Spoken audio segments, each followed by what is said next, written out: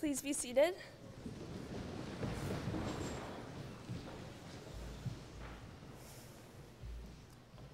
Hi everyone, happy Cinco de Mayo. To start off, I'd like to thank you all for coming. The truth is, despite only writing my speech this past weekend, I've been thinking about it for a long time. Since last summer, actually. Originally, I was going to write about the importance of perseverance and never giving up. And at the time, I thought I'd have the perfect story. As many of you know, in grade 11, I was diagnosed with mono and was forced to miss 2 months of school. What many of you don't know is that I was diagnosed only a week before my final cross-country meet, the OFSA qualifier. This, I thought, was the hardest thing I would ever have to go through. I had trained all summer in hopes of coming first at CISA, as I had come second the previous year, and in doing so, move on to OFSA. Needless to say, it didn't happen that way. I was confined to the couch in my bed and slept 2 months along with all of my hard work away. I remember my first run after mono, actually having to stop on the side of the road and gasp for air, something I'd never experienced before in my life. But I bounced back. By summertime, I was back on pace and quickly improving. I actually felt like myself again. I'd persevered, and I was going to come back in my senior year and finally win that gold CISA medal. In August, I challenged myself to run at least 5 kilometers every single day, and I succeeded in doing so, my times getting faster and faster before my eyes. By the time the month was over, I was right where I needed to be, but I didn't get very far.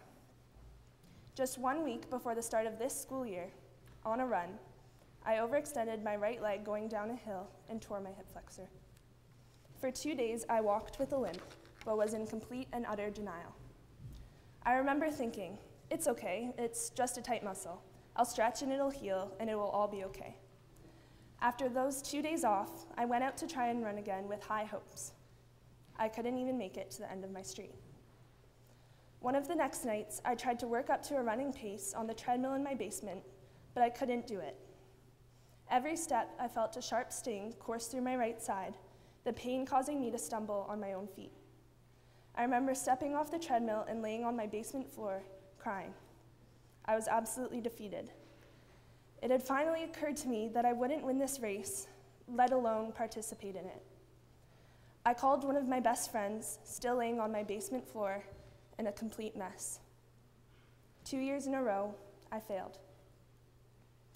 I so badly wish that I could come here today and tell you that I won the race, that my dream came true, and that all of my hard work and perseverance had finally paid off. But it didn't. I was devastated. Following the race, I tried to compensate for my failure by taking on as much as I could and never giving up in everything that I did. Happily ever after, right? Wrong. My life became chaotic, and not just because of the usual stresses of schoolwork and university applications. It was because of everything. I found myself constantly saying yes to 1 too many favors and making 5 too many commitments. I somehow thought that this way, by the end of it all, I could still write a speech on never giving up. But it wasn't fulfilling, or rewarding, or even worthwhile. It was horrible.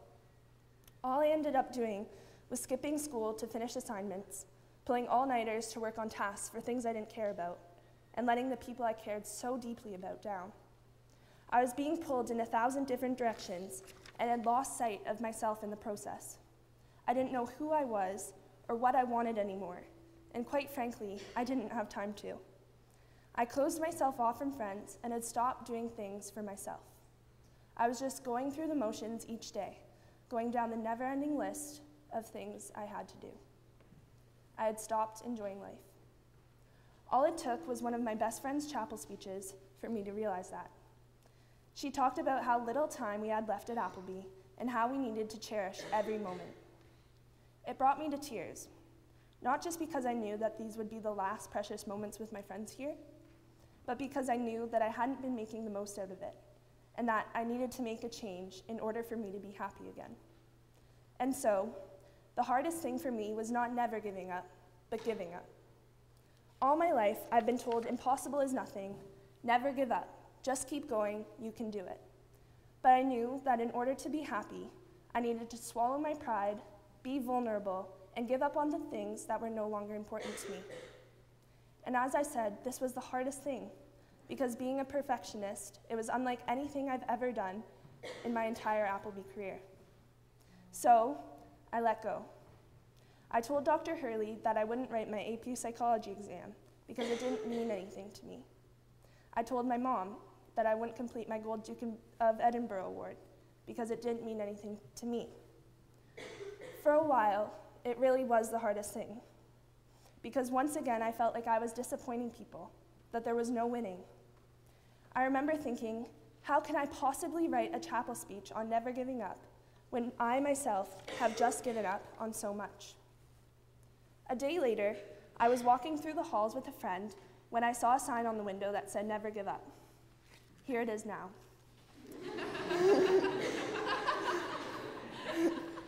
That is when I found that I had become a firm believer that never giving up is essentially a recipe for disaster. How can anyone on this planet never give up? I think a wise man said it best when he said, never say never. Well, he wasn't a wise man, he was Justin Bieber. And he didn't say it, he sang it. But my point still stands. In life, we can't possibly do everything as much as we would like to. And sometimes never giving up does more harm than good. We've been socialized into thinking that giving up is reproachable, even shameful. No matter how much of a toll this thing we're doing may be taking on our lives, we can't bring ourselves to give up because we don't want to let others down, we're too stubborn in our own ways, or we perceive it as an unacceptable act of defeat or failure. But it shouldn't be this way.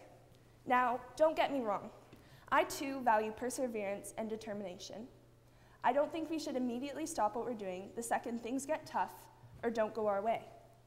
But if what you're doing is going nowhere, or you're miserable and unproductive, you're only prolonging your ordeal. You're just digging yourself further into a hole and missing out on other life opportunities. So I guess what I'm trying to say is, giving up is okay. By giving up on small, unimportant things, you may keep your big goal alive. This was the case for me. I always thought that I would go into business. My mom, my dad, and my brother Tim all own their own companies, and both my older brothers went to university for business. So naturally, I thought I would too. It's part of the reason I came to Appleby in the first place. In grade 11, I took functions, so that in grade 12, I could take advanced functions in calculus, like many of you are now, in order to get into a great business program. But the truth is, I hated functions, and I was so bad at it. It took me so long to understand the simplest of concepts, and despite meeting with a tutor multiple times each week, I did poorly time and time again. I stuck with it, tried my best, and it made me miserable. At the same time, however, I was falling in love with media arts. Each day, I would go to class with a smile on my face. Every project was difficult and challenged me, but in a different way. It challenged me creatively, and I absolutely loved it. I was so excited about everything I did that I would work on my media arts projects before anything else. I knew that it was my passion and what I wanted and needed to do for the rest of my life. And so, during grade 12 course selection, I jumped. I gave up on my business dream and leapt towards the unknown. I gave up on taking economics, calculus, accounting, and advanced functions, and took up media, writer's craft, psychology, and data management. I couldn't help but feel like I had failed in some way, not continuing on the path I had been so set on for so long. But when I started this school year, I knew I had made the right decision. Giving up, for me, had led me on another, better path. It had set me free from my math-induced misery and guided me towards something I was truly passionate about. And now, because I gave up, I'm really happy and going to the school of my dreams. So my message to you is threefold. 1, never giving up takes courage and faith, but so does giving up. I think that giving yourself permission to walk away from something that isn't working out after you've given it your best shot is one of the strongest things that someone can do, and it might be the best decision you ever make. 2, we can't do absolutely everything as much as we would like to. Tread lightly. Don't bite off more than you can chew. Leave time for yourself and the things and people that make you truly happy. And 3, Live every moment. Stop and smell the roses. They smell really great. Enjoy the time you have with others. Senior twos, there isn't very much left. When you're feeling down or stuck or miserable, take a break and go laugh with a friend. Or go to Whole Foods for lunch, and then Aroma Cafe, and then Starbucks. Or dance like a crazy person. That one always works for me. Now, I'd like to finish off my speech with a quote that a great friend of mine introduced to me at the beginning of the year, but really resonates with me now. I think C. Joy Bell put it best, sorry Justin Bieber, when she said, "You will find that it is necessary to let things go, simply for the reason that they are heavy." So, Appleby, I challenge you to let go, to dare I say, give up.